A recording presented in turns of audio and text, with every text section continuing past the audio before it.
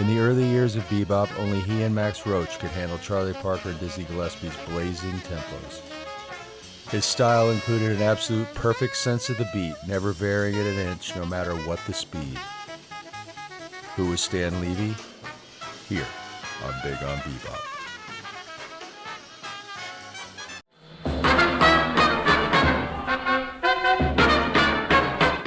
He was born Adolph Stanley Levey on April 5, 1926 in Philadelphia, Pennsylvania.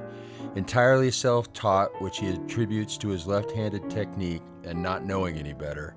His father was a fight manager. He took Stan to see Chick Webb at the Savoy when he was 10, and he was hooked.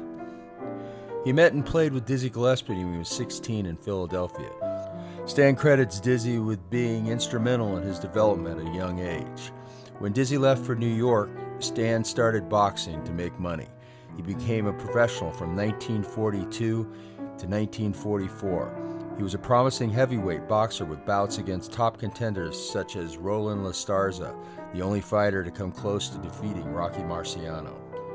In 1944, he moved to New York City, where Gillespie got him work with Oscar Pettiford. He went on to work on 52nd Street with Charlie Parker and Dizzy Gillespie, Oscar Pettiford, George Shearing.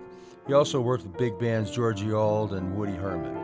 In 1944 to 45, he was a member of the infamous band that played Billy Berg's in Hollywood, bringing bebop to the West Coast. Charlie Parker and Dizzy Gillespie, Al Haig, Ray Brown, and Stan.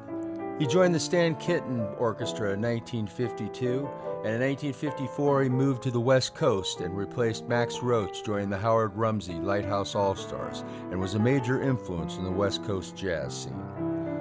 Levey played on thousands of recordings, including those with musicians Dizzy Gillespie, Charlie Parker, Miles Davis, Stan Getz, Ella Fitzgerald, Peggy Lee, Frank Sinatra, and Nat King Cole. He also recorded with big bands such as Quincy Jones and Skitch Henderson of the Tonight Show Band. His 1956 recording with Dizzy Gillespie, Stan Getz, Sonny Stitt, and Ray Brown, while holding down those blistering tempos for musicians only, is still regarded as one of the great jazz recordings of all time. In the 1960s, he accompanied Peggy Lee, Ella Fitzgerald, and Pat Boone. He also composed the music for 5 different industrial films. He also tried his hand at studio work, but became disenchanted with the music business, retiring in 1973, turning his career to photography and operating a very successful business in Sherman Oaks, California. Stan Levey died of cancer in 2005 at the age of 79. Levey's crisp, melodic style was the model of bebop drumming. He inspired every group he ever played in. Stan Levey, a bebop drumming pioneer.